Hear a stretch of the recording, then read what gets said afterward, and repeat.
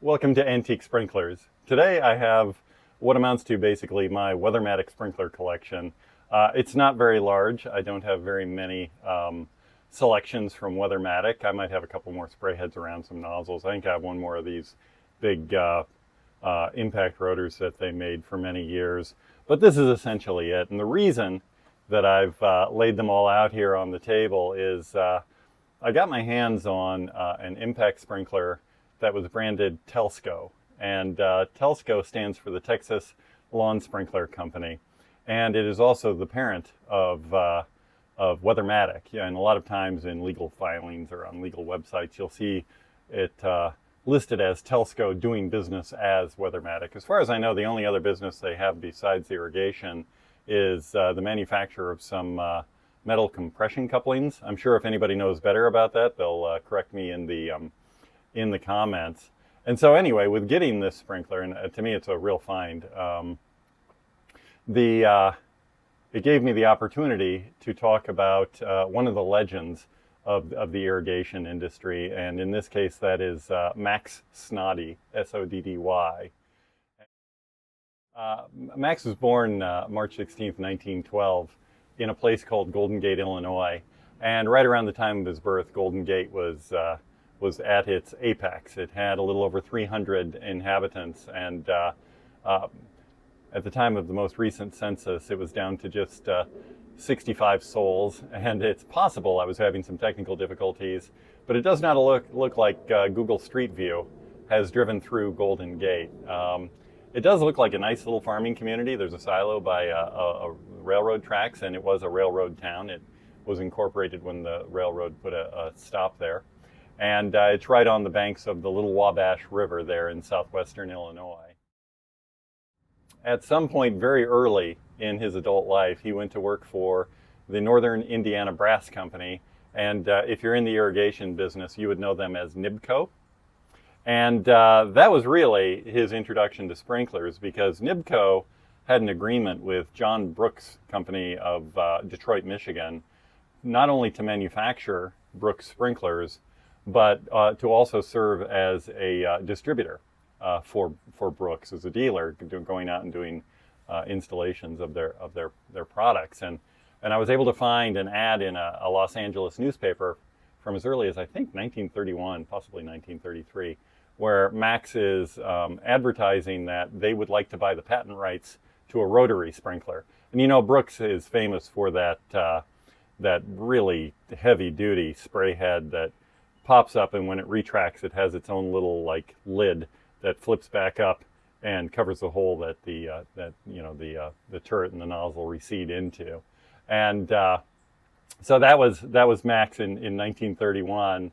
And in talking with someone knowledgeable about the situation, Max was actually also on the board of John A. Brooks Company.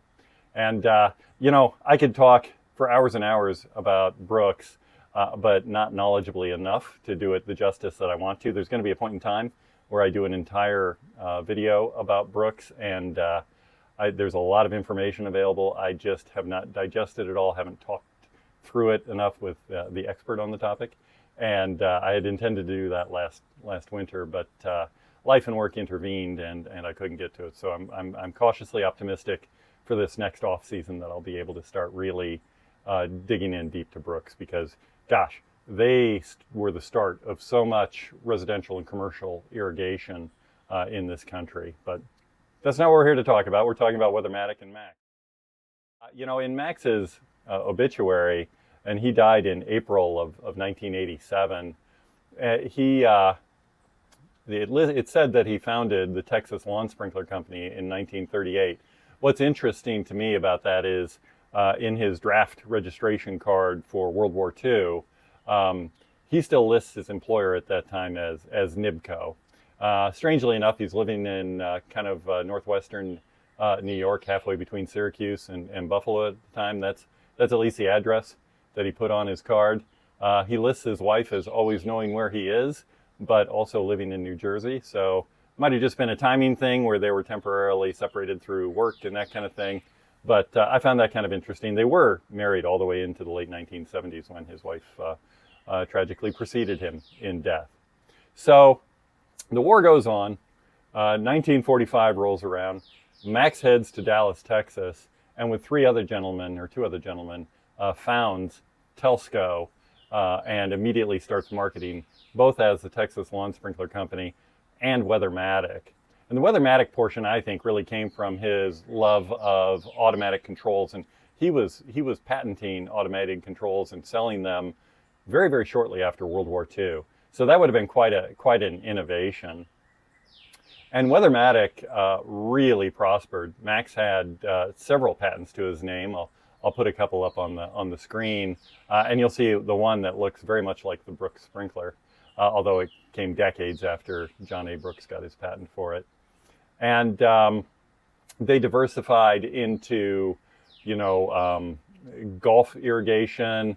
They listed in Max's obituary as having irrigated St. Andrews in Scotland.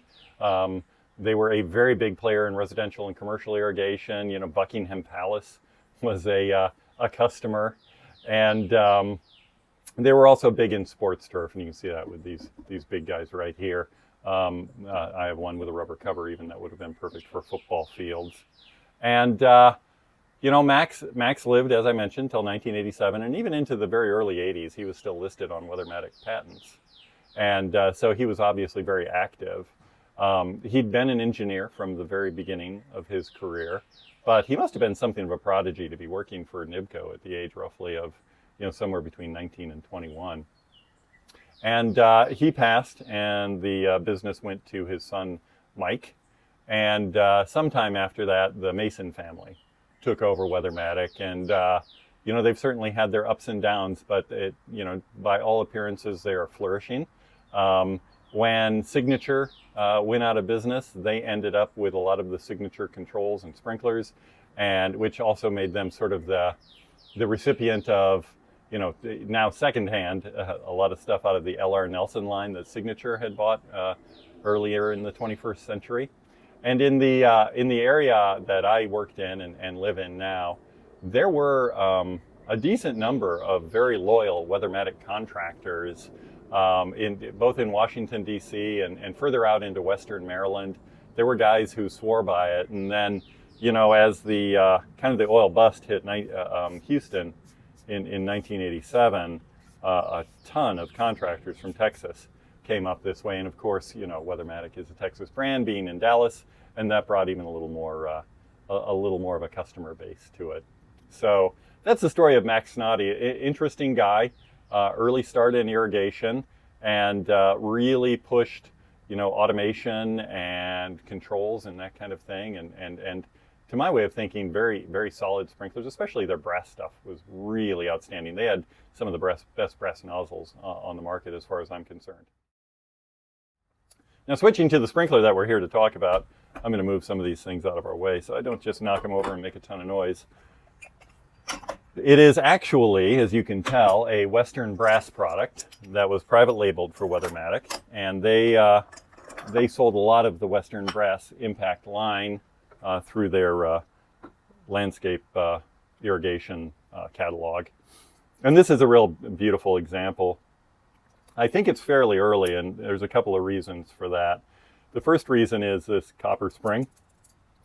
At some point in the 1960s, just about every manufacturer that was making professional grade sprinklers had switched to stainless steel springs because they just held up so much better. And then there's two other things here.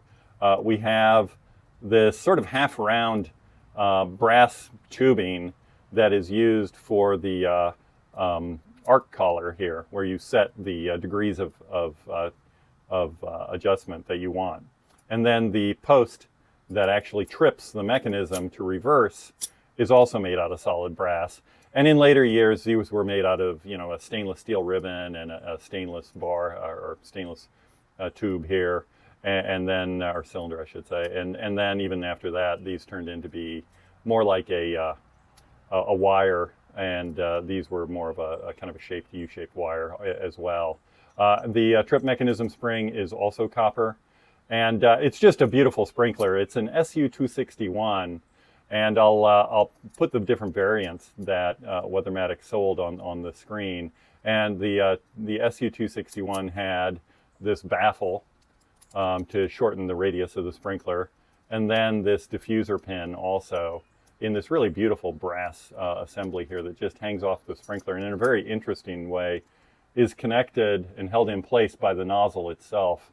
There's a little tab that comes over and sits between two tabs that are cast into the sprinkler head body itself, and then the nozzle threads through it and actually holds it firmly in place.